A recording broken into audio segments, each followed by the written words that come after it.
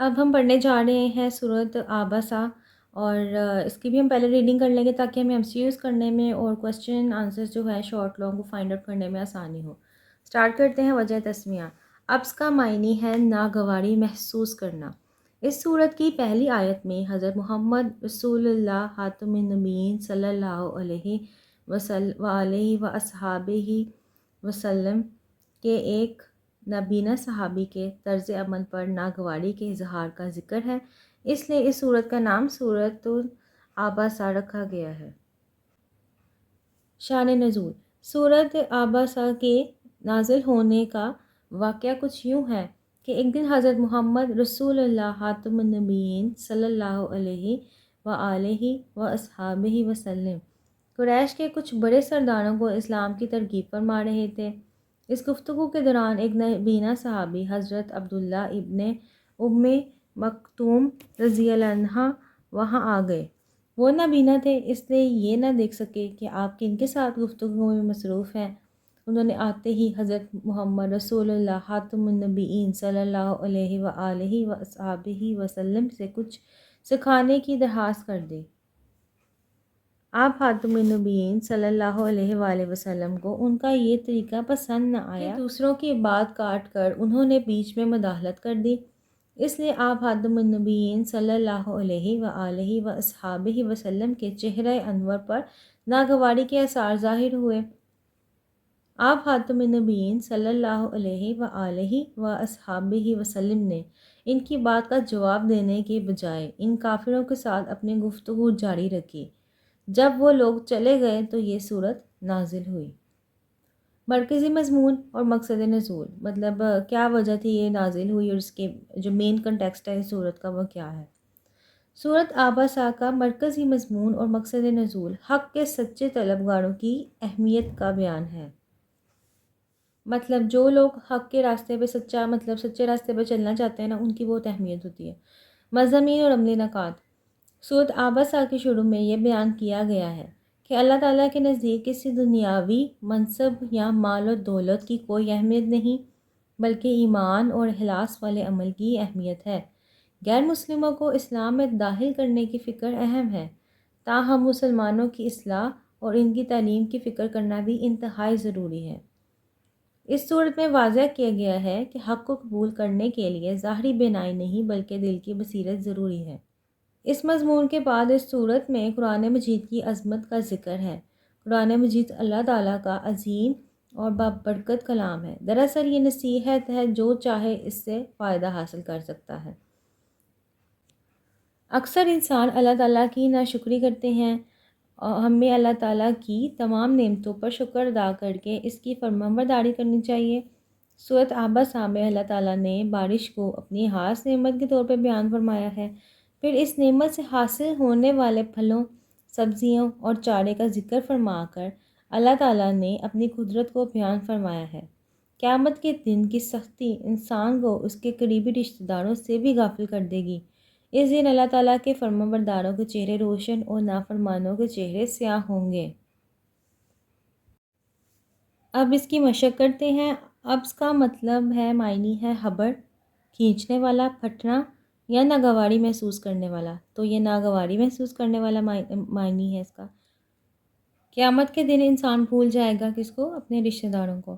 حق کے سچے طلبگاروں کی اہمیت بیان کی گئی ہے نا اس میں، کہ مطلب جو لوگ دین اسلام پر آلریڈی ہیں اور جو سچے اور حق کے راستے پہ چلنا چاہتے ہیں، ان کی بہت اہمیت ہے اللہ کے نزدیک۔ تو یہاں پہ کون سی سورت ہم پڑھ رہے ہیں؟ سورت عابسہ۔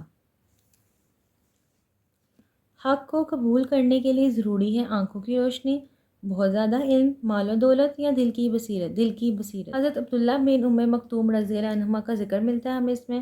اور یہ کون سی سورت ہم پڑھ رہے ہیں؟ سورت عابسہ۔ اب ہم اس کے مختصر جواب کریں گے۔ سورت عابسہ کی وجہ تسمیہ تحریر کریں گے۔ عابسہ کا معنی ہے ناگواری محسوس کرنا۔ اس سورت کی پہلی آیت میں حضرت محمد رسول اللہ خاتم النبیین صلی اللہ علیہ وآلہ وصحابہ وسلم کے ایک نابینا صحابی کے طرز عمل پر ناگواری کے اظہار کا ذکر ہے، اس لیے اس سورت کا نام عابسہ ہے۔ تو کیا ہے جی؟ عابسہ کا معنی ہے ناگواری محسوس کرنا، اس کی صورت کی پہلی آیت میں حضرت محمد رسول اللہ خاتم النبیین صلی اللہ علیہ وآلہ وصحبہ وسلم کے ایک نابینا صحابی کے طرز عمل، یعنی وہ آیتیں ڈائریکٹ انہوں نے بات شروع کر دی، انہیں نہیں پتہ تھا کہ حضرت محمد صلی اللہ علیہ وسلم کس سے بات کر رہے ہیں، ان کے چہرے پہ ناگواری کے آثار آ گئے تھے، اظہار کیا تھا، اس لیے اس صورت کا نام صورت آبسہ رکھا گیا. ٹھیک ہے. صورت آبسہ کا مرکزی مضمون ہے اور مقصد نزول یہ ہے کہ حق کے سچے طلبگاروں کی اہمیت اس میں بیان کی گئی ہے. قرآن مجید سے کون لوگ فائدہ حاصل کر قرآن مجید اللہ تعالیٰ کا عظیم و بابرکت کلام ہے. یہ ایک نصیحت ہے، جو چاہے اس سے فائدہ حاصل کر سکتا ہے. 4th کوسچن ہے، قیامت کے دن نافرمانوں کے چہرے کیسے ہوں گے؟ اس کو آپ ایسے لکھو گے کہ قیامت کے دن نافرمانوں کے چہرے سیاہ ہوں گے. اب تفصیلی جواب دیں گے ہم. صورت آبسہ کا شان نزول بیان کرنا ہے. ہم پڑھ کے آ چکے ہیں. صورت آبسہ کا شان نزول یعنی نازل ہونے کا واقعہ اس طرح سے ہے کہ ایک دن حضرت محمد رسول اللہ خاتم النبیین صلی اللہ علیہ وآلہ وسلم قریش کے کچھ بڑے سرداروں کو اسلام کی تبلیغ فرما رہے تھے، اور اسی گفتگو کے دوران ایک نابینا صحابی آ گئے تھے جنہیں نظر نہیں آتا تھا، اور ان کا نام تھا حضرت عبداللہ بن ام مکتوم رضی اللہ عنہ. وہ نابینا تھے تو وہ دیکھ نہیں سکے کہ آپ صلی اللہ علیہ وآلہ وسلم کن کے ساتھ گفتگو میں مصروف ہیں. تو انہوں نے آتے حضرت محمد صلی اللہ علیہ وآلہ وسلم سے کچھ سکھانے کی رسول اللہ صلی اللہ علیہ وسلم کو یہ بات پسند نہیں آئی کہ انہوں نے آتے ساتھ مطلب لوگ بات کرنے اور آ کے انہوں نے بات کاٹ کے بیچ میں مداخلت کر دی. اس لیے آپ صلی اللہ علیہ وسلم کے چہرے انور پر ناگواری کا اثار ظاہر ہو گئے. آپ صلی اللہ علیہ وسلم نے ان کی بات کا جواب نہیں دیا تھا اور ان کافروں کے ساتھ اپنی گفتگو کو جاری رکھا. جب وہ لوگ چلے گئے تو پھر یہ صورت نازل ہوئی تھی. تو یہ ہے شان نزول کا پورا واقعہ. نیکسٹ کویسچن ہے ہمارے پاس صورت آبسہ کا مرکزی مضمون، اور ہم نے اس میں مضامین تحریر کرنا ہے. تو اس میں آپ نا اسٹارٹنگ میں لکھو گے وجہ تسمیہ، جو ہم پڑھ کے آ چکے ہیں کہ یہ معنی ہے آبسہ کا کہ ناگواری محسوس کرنا. پہلے آپ یہ والا پیراگراف لکھو گے، پھر اس کے بعد آپ نے مرکزی مضمون اور مقصد نزول کی طرف آنا ہے. یعنی صورت آبسہ کا جو مرکزی مضمون اور مقصد نزول ہے وہ حق کے سچے طلبگاروں کی اہمیت کا بیان ہے. اور اس کے بعد ہم مضامین اور عملی نکات، اس کو اپنے ورڈز میں آپ لکھو گے. سمجھ تو آپ کو آ گئی ہے، جو لکھنے والی چیز ہے وہی اپنے ورڈز میں لکھو گے نا.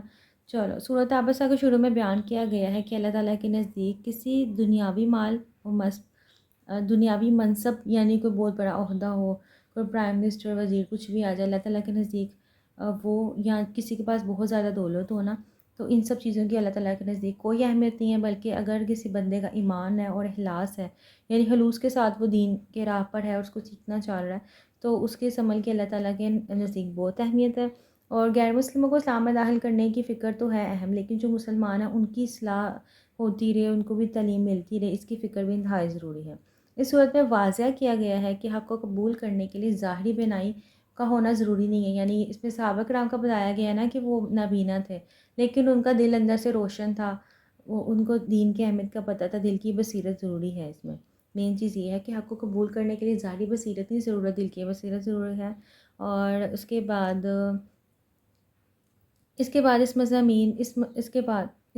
مضمون میں قرآن مجید کی عظمت کا ذکر کیا گیا ہے کہ یہ اللہ تعالیٰ کی عظیم و بابرکت کتاب ہے، خوبصورت کلام ہے اللہ تعالیٰ کو، اور اس سے جو چاہے نصیحت حاصل کر سکتا ہے. یہ ہر کسی کو فائدہ پہنچاتی ہے. ایسی نصیحت ہے جس سے ہر کوئی فائدہ حاصل کر سکتا ہے، چاہے وہ کوئی بھی ہو. اور اکثر انسان اللہ تعالیٰ کی ناشکری کرتے ہیں.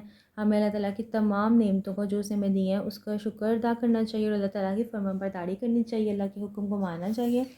صورت آبسہ میں اللہ تعالیٰ نے کس کا ذکر کیا جی؟ بارش کو اپنی خاص نعمت کے طور پر بیان فرمایا ہے.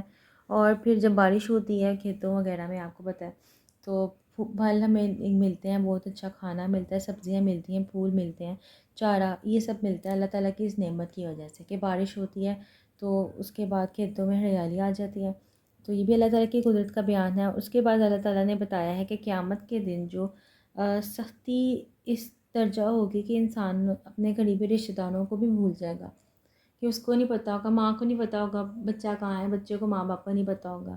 مطلب اس درجہ اس دن کی سختی ہوگی اس طرح کی. اور اس دن اللہ تعالیٰ کے جو لوگ فرما بردار تھے، جنہوں نے دنیا میں اللہ تعالیٰ کے احکامات کو مانا ہے، اور یہ ہماری امتحان کی جگہ ہے نا، یہاں پہ جو ہم کریں گے نا اس کا ہمیں رزلٹ آخرت میں ملنا ہے. تو آپ سمجھیں یہ بھی آپ کا ڈیلی بیسس پہ ایک ٹیسٹ چل رہا ہے جو اللہ تعالیٰ آپ کا لے رہے ہیں امتحان اس دنیا میں.